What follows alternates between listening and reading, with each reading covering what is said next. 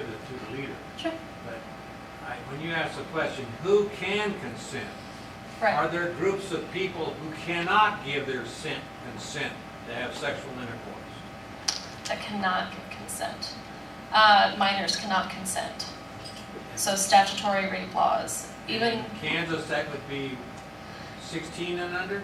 Kansas, it gets complicated because it's 16 and under, but then there's also age gaps, right? So if there's a 16-year-old and an 18-year-old, it's a kind of, this is where it gets complicated. There's like these moving scales, so any adolescent under the age of 16 cannot consent. But if it's a 16-year-old with another 16-year-old, they're both minors. So is that still statutory rape? Or if it's a 16-year-old with a 17-year-old, because it's only a 1-year difference, those tend not to use statutory rape because of that very small age difference. But typically in Kansas, the simple answer would be yes. Anyone under 16 cannot consent. And I assume in Kansas and other places in the United States, you cannot give consent if you are developmentally challenged. That's right, as well. Are there any other groups? If you're incapacitated, so at any age, so this covers if someone's so drunk that they're passed out, they're not able to give consent. If you're developmentally challenged, yes, you cannot give consent at any age. So those are kind of the three main types. Statutory rape, so anyone under the age of a certain limit, developmentally challenged, or if you're incapacitated in any way and cannot verbally give consent or otherwise, you're not able. So this could be too drunk, passed out. This could be that you can't communicate effectively, etc. So those are the main three. In certain areas that broadens a little bit, but in terms of the United States, those are typically the main categories of people who cannot consent. And if you look at the global distribution of statutory rape laws and ages of consent, those vary widely as well. The typical age in Africa, for instance, because a lot of African nations tend to be a little more conservative, the age of consent is either you have to be married, so it doesn't matter age, or 18 and older. So the statutory rape limits tend to be a little bit higher in Africa. In Western Europe, they tend to be anywhere from 13 to 16. In the United States, they tend to be anywhere from 14 to 17. Yeah? Just because it's not color-coded, I don't quite understand where Canada is in this. Canada is ungendered. Interesting thing about Canada, though, is they don't actually have rape laws. Everything is coded as sexual assault. It's just varying degrees of sexual assault. So rape would be the top category of sexual assault, but they don't specifically use the term rape. Canada is interesting in that way, that they don't use, rape isn't separate from sexual assault, as in most other places. Rape laws are actually separate from sexual assault laws. So I kind of brushed that over just because it makes everything a little bit more complicated, and I'm trying to make this at least a little less uncomplicated. So the bottom graph is rape and marriage. The interesting thing is there's kind of a new category here. So there's either rape and marital rape is criminalized, which tends to be in a lot of the industrialized Western countries, United States, Western Europe. Increasingly, this is becoming one of the big things in rape law reform, is that rape and marriage is increasingly recognized as a legal issue. It used to just be pretty much the two categories. Either rape and marriage was illegal or rape and marriage didn't exist. But now there's two more categories. Marital rape is a form of non-criminal domestic violence. So now you can actually bring your husband to court, but it's not rape, it's just aggravated domestic violence. And then the other newest category is marital rape is criminalized only if the couple is legally separated. And you can't see it on this graph, but that's pretty much only Tanzania has that legal distinction. So you can see that rape laws, just in those two simple categories, tend to be quite variable globally in terms of how we codify rape. So, moving on, kind of the question of how does time and space change who can be a victim of rape and sexual assault? And this is really the interesting part of, it's all interesting, but this is the really interesting part for me when I'm looking at the geolegalities of rape, because people move through space pretty quickly nowadays with the advent of travel becoming so easy. People are moving across spaces faster than probably ever before, right? Fly places very quickly, train travel, car travel. So you're entering new legal jurisdictions more quickly than you did before, right? So if you travel from here to the UK or from here to France, laws are different there. So you're moving through these spaces where you're actually seen legally differently, right? So if I were to travel to Iran, there are certain laws there that make me a different legal subject than laws here, because women are restricted legally differently in those spaces.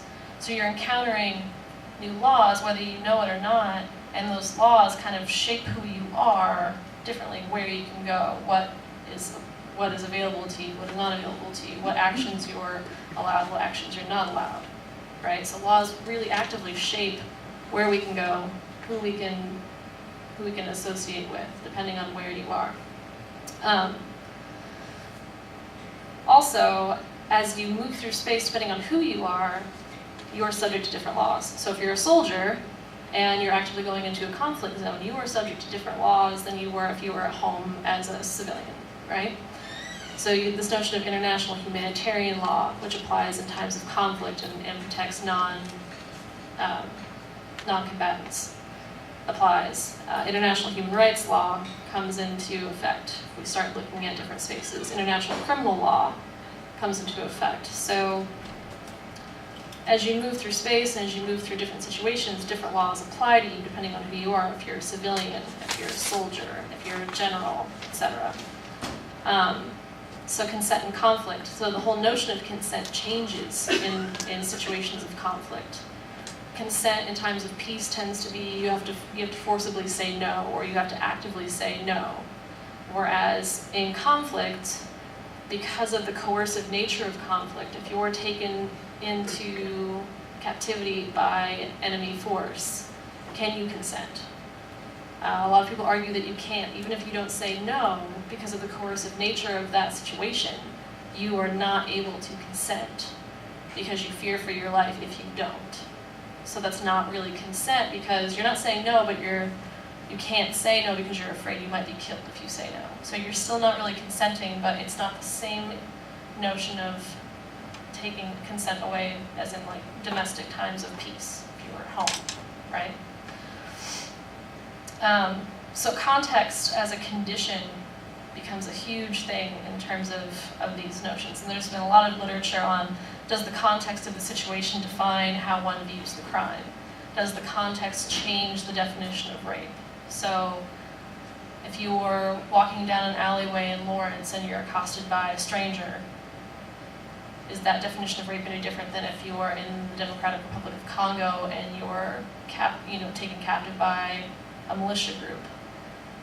Your ability to consent changes, so does the definition of rape change as well. So it gets really complex. So kind of moving into avoiding these legal traps that we tend to fall into. So there's a lot of assumptions that we make about laws and legal spaces, and I've kind of narrowed it down to three main ones. Assumption one is that laws exist at three main, very easily identifiable spatial scales. So local laws, city laws, municipal laws exist at one scale. And then we have state laws, and in most cases outside the United States, it ramps up to national laws and then international laws. We tend to see laws existing at these very simple three scales. So if a law exists, or if a rape exists within a city against a stranger, those local or state laws apply, right? If the rape takes place in an international conflict, again, between an enemy force and a woman, international law might apply because the context is different, so the scale of law differs. And I'll go through some cases that kind of break down this assumption. Assumption two is that jurisdictions are kind of neatly bounded, hierarchical, non-conflicting areas of legal authority overseen by a clear and single sovereign authority. So we like to see jurisdictions as very like neat containers that if the rape happens within these bounded areas, within these boundaries, this law applies with this legal authority taking jurisdiction in these court systems. If a rape exists over here, in this little container, in this jurisdiction, under this court system, this sovereign power and legal system tries it in their own legal court system and whatnot. That as well, when you look at some of these really complex cases, tends to break down. Jurisdictions tend to be very messy because of how quickly actors move through space and who belongs where and whose legal authority is challenged where, and it'll make more sense when I go through the case studies. And then assumption 3 is that laws are applied homogeneously across their legal jurisdiction. So we kind of like to see jurisdictions as this law applies within the city of Lawrence, and it's applied evenly to everyone who either breaks that law or adheres to that law.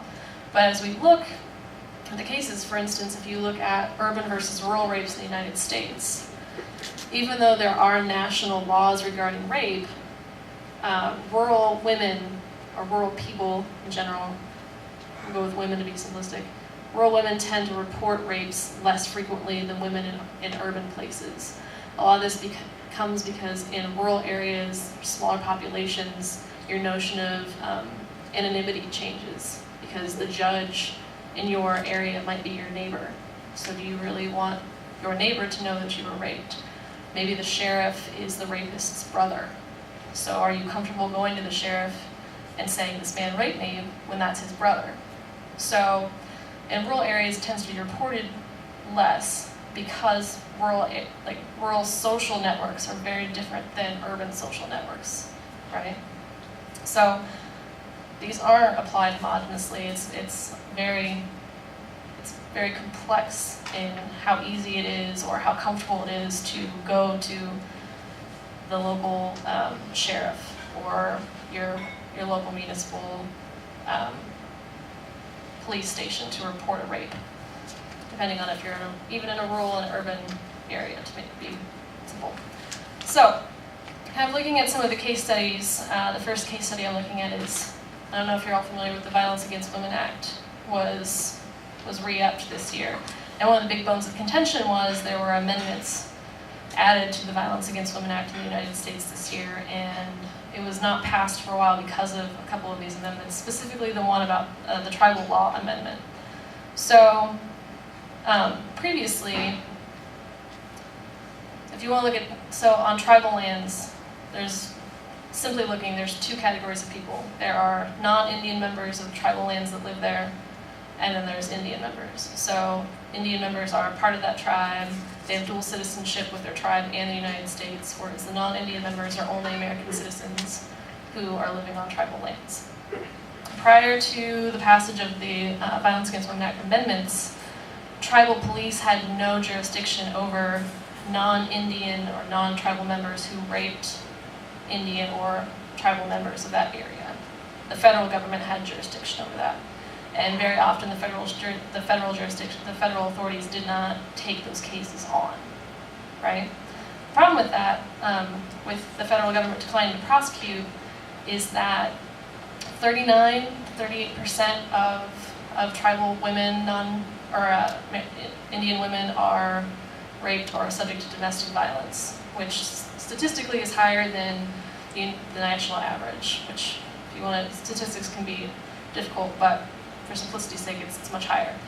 The Department of Justice did a study that said 88% of those rapes and domestic violence violations were by non-Indian members against Indian women. So you have thousands and thousands and thousands of cases that are not tried because they're under federal jurisdiction. The federal government is declining to prosecute a lot of those because they're stretched too thin already, and the tribal authorities don't have jurisdiction over non-native members. The VAWA guidelines changed that this year, so that tribal courts now have jurisdiction over non-native members, non-Indian members who bring domestic violence or rape Indian members. However, there are limitations, and that the perpetrator must have some dating or domestic relationship with the victim. So this doesn't count stranger rapes. Those are still under federal jurisdiction. And then defendant limitations. The violator must reside in Indian country, is employed in Indian country, or is a spouse, intimate partner, or dating partner of an Indian living in Indian country or a tribal member. So even though there have been strides taken, there's still limitations on the authority that the tribal authorities have over violators within Indian lands. So it kind of, what this case is, the assumptions that this case is challenging in the next slide is, this kind of challenges the general spatial assumptions of law and legal spaces. We like to see laws and legal spaces existing very neatly. So local, national, international. But now we have legal spaces that are different, that are still existing within the United States. So laws and legal spaces on Indian land are different than legal spaces outside of Indian land. So how do we kind of account for those legal differences within those two spaces? And then it complicates jurisdictional aspects between tribal police courts and the federal courts. So who takes jurisdiction over a rape case? Well, if it's a non-Indian member against an Indian member, if those people had a dating relationship, the tribal police can take jurisdiction.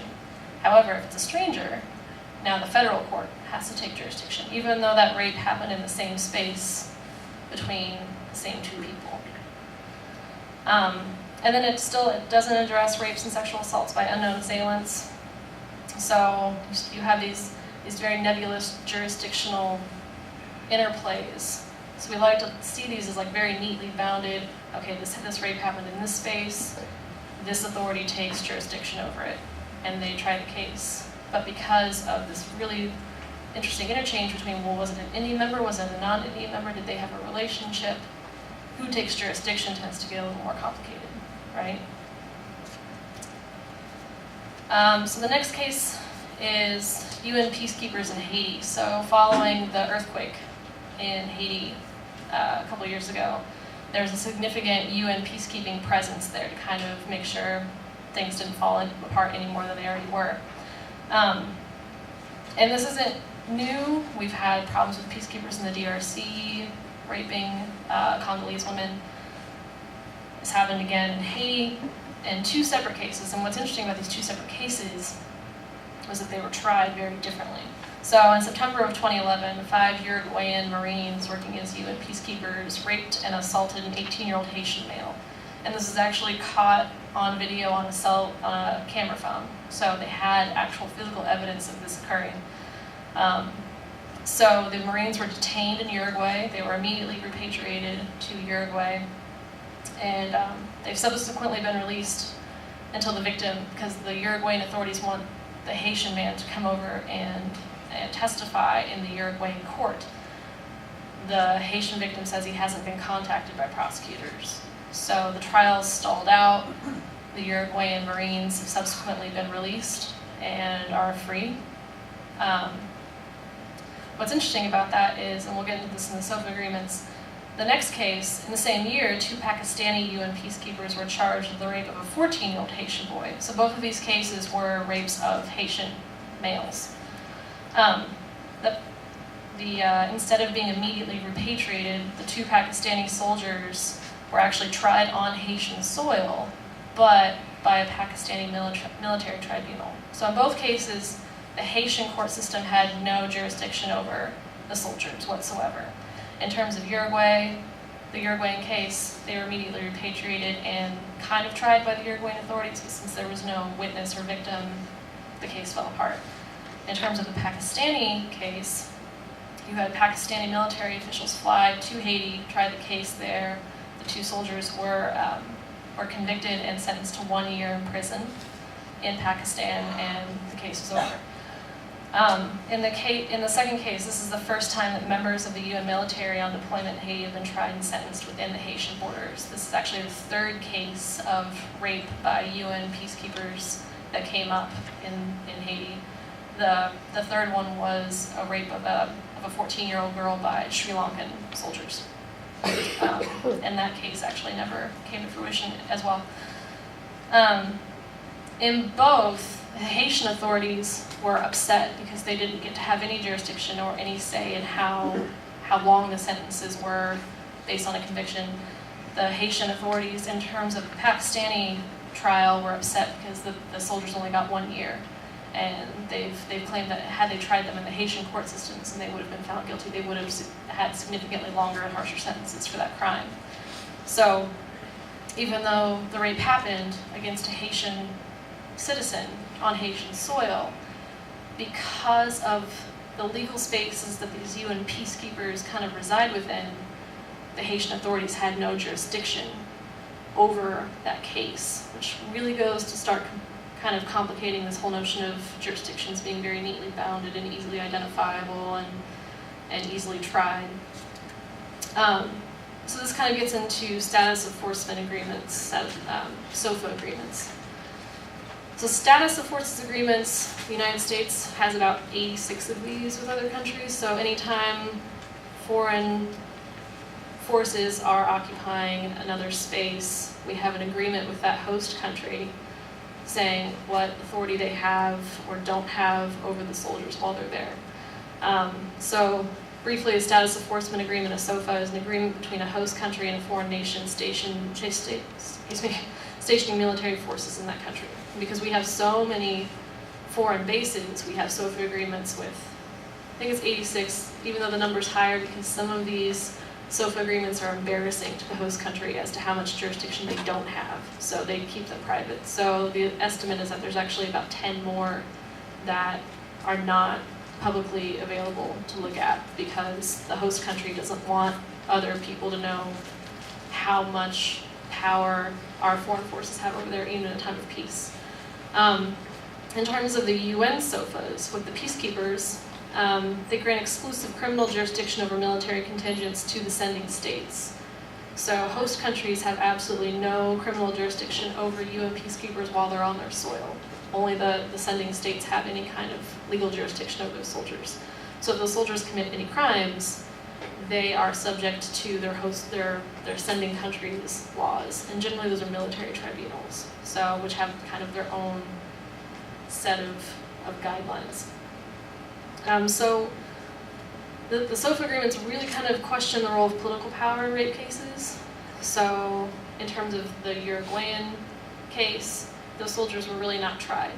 They were held in jail for about 6 months and they were released. In terms of Pakistan came over and tried those soldiers, gave them 1 year in jail. So the role of political power in how accountable these UN peacekeepers are for the crimes that they commit becomes a very large role in like how we understand these legal spaces and laws and how actors move through space and what rights they have and what rights they don't have and how much protection you have within your host country depending on who rapes you, right?